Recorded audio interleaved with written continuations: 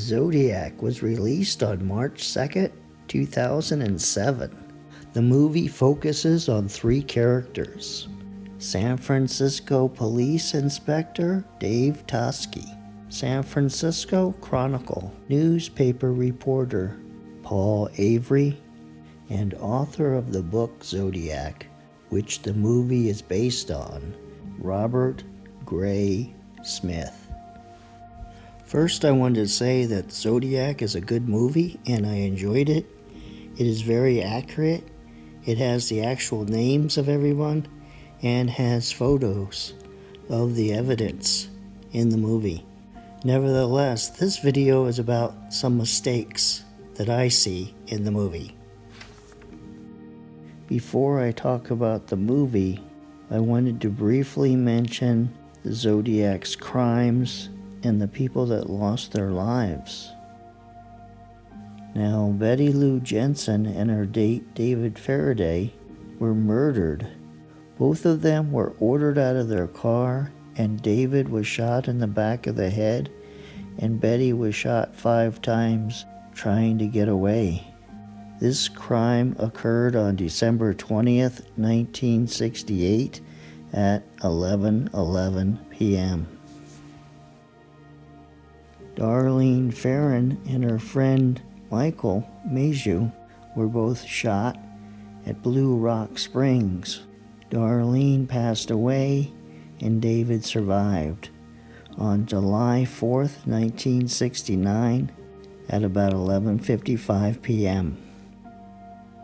Cecilia Shepard and her friend Brian Hartnell were tied up and stabbed at Lake Berryessa on September 27, 1969, at about 6:40 p.m. Cecilia died a few days after the crime, and you can see in these crimes that the primary subject seems to be the females. Part-time taxi cab driver Paul Stein was shot in the back of the head at the intersection of Washington and Cherry Streets in San Francisco on October 11, 1969 at about 9:50 p.m. Sherry Jo Bates was stabbed and murdered at Riverside City College in Southern California over 2 years previous to the Zodiac murders. And this crime has similarities to the Zodiac killings. So it's possible this is the first murder committed by the Zodiac. Now the movie starts off on July 4th, 1969.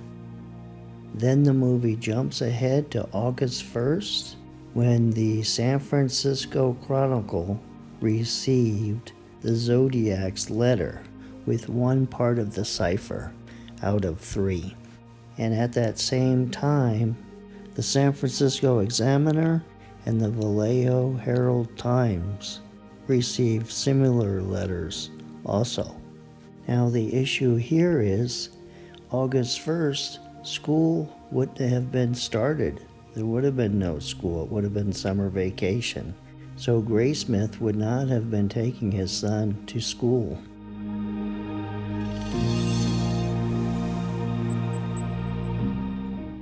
Darlene Ferrin picked up Michael sometime after 11:30 p.m. that night. So the first issue with the movie is it shows the fireworks, which would have been over by then, and it shows a bunch of people out on their lawns enjoying the 4th of July. But there wouldn't have been that many people out that late at night. Now the movie gives the impression that Darlene and Michael went to Mr. Ed's drive-in restaurant, but they did not. They went from Michael's house to Blue Rock Springs Park. After Darlene and Michael were shot, Donovan's The Hurdy-Gurdy Man wasn't blaring out loud. That was a joke. Now when Michael was out of the car, gravely injured, bleeding, the first person to come upon them in the movie was a motorcycle cop, or at least it looks that way.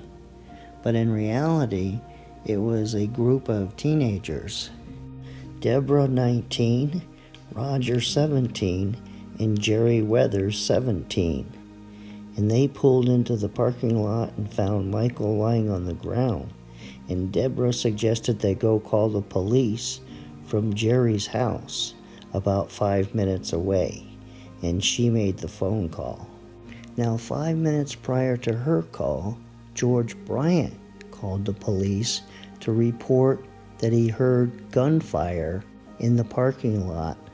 And this information was dispatched to the police squad officers, and they chose to ignore that information. Now at 12:38, Darlene was pronounced DOA at the hospital, and then 2 minutes later, the Zodiac called from a payphone to report a double murder.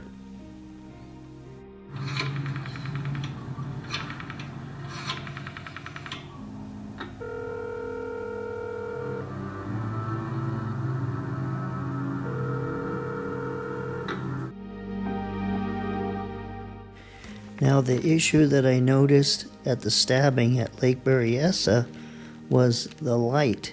The crime happened closer to sunset, so it was starting to get dark. That's why Brian Hartnell said to the Zodiac killer, "It gets really cold out here at night. We could freeze." After the Zodiac stabbed Brian and Cecilia, he walked back to his car from the lakeside to the road, and he wrote on the passenger side of Brian's car these words and dates. And here's a look at the actual door. And the black stuff is fingerprint dust. This scene from the movie is supposedly just after the attack.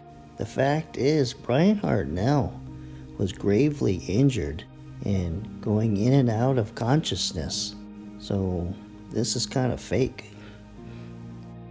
Now, the thing that struck me in the movie about the murder of the taxi driver, Paul Stein, is they were not aware that this was the work of the Zodiac killer at the time. So I don't think this is clear for the viewer when they're watching it until later when the movie clears this up.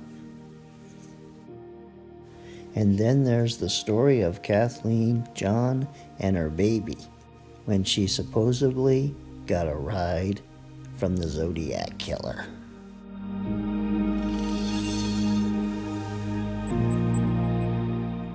Now in the movie, Paul Avery is given credit for discovering the possible Riverside connection to the Zodiac killings, that possibly the Zodiac killer killed Sherry Jo Bates in Southern California in October of 1966, which was 2 years prior to the first known Zodiac killing. But the reality of the situation was the Riverside Police Department became aware of the murder of Cecilia Shepard and noticed similarities between her death and Sherry Jo Bates. And there was a telephone conversation with the Napa sheriff, and they agreed to share information on the two cases. And a 3-page follow-up letter to that telephone conversation was mailed to the Napa sheriff, and a copy was sent to the San Francisco chief of police, more than a year prior to Paul Avery's discovery of a possible connection. Now the movie gets wrong the time that the desktop was discovered. It was discovered in December, not too long after the murder of Sherry Jo Bates. And then the movie describes 3 short letters that were mailed on the 6-month anniversary of the murder of Sherry. But those 3 letters turned out to be written by some sick jokester. It had nothing to do with the Zodiac killer. And here's a look at one of the Zodiac's letters, and you can compare it to the desktop and see if they look similar to you or not. Now here's a close-up of the Zodiac's letter and the RCC desktop. And if you look at speaking and living and unwilling, you can see the ing, and looking at the G, you can see how similar they are. Even the top of the G is not completely closed.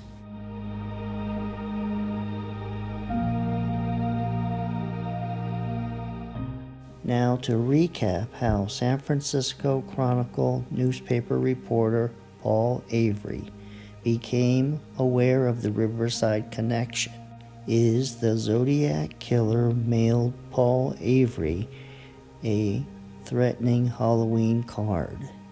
Avery wrote a story in the newspaper about that. Then someone in Riverside, California read that newspaper story and wrote Paul Avery about the murder of Sherry Jo Bates. Then Paul Avery flew down to Riverside, California to investigate this. Then, several months later, the Zodiac mentioned it in one of his letters as my Riverside activity. So to give you an idea of these locations, and if you find Vallejo, it's about a half hour or more to San Francisco. And then straight above it, north, is Lake Berryessa. And to get there, you have to drive through Napa. And then you can see Santa Rosa, where Arthur Lee Allen lived, in the trailer. And then Sacramento, where the handwriting expert did his work. And you can see that small red rectangle west of Modesto, where Kathleen Johns was abducted. And then you can see the black rectangle where Salinas, California is, where the teacher deciphered the code. And then way south in the bottom there is Riverside, where Sherry Jo Bates was murdered.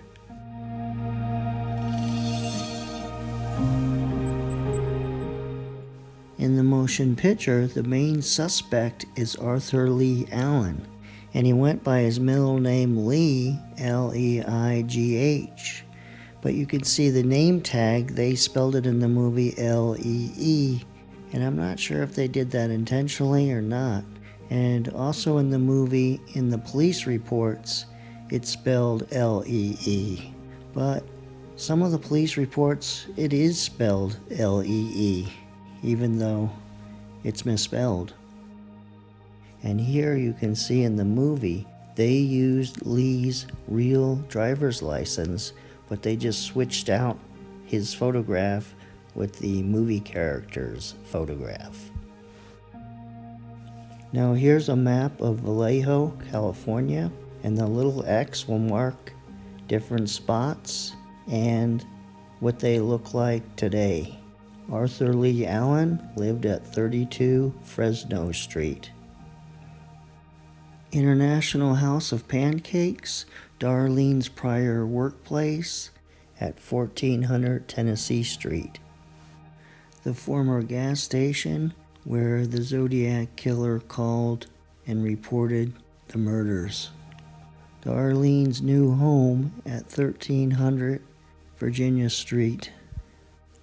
And the location of Big Ed's drive-in restaurant, which is no longer there and has been replaced with this building where you can buy a cake.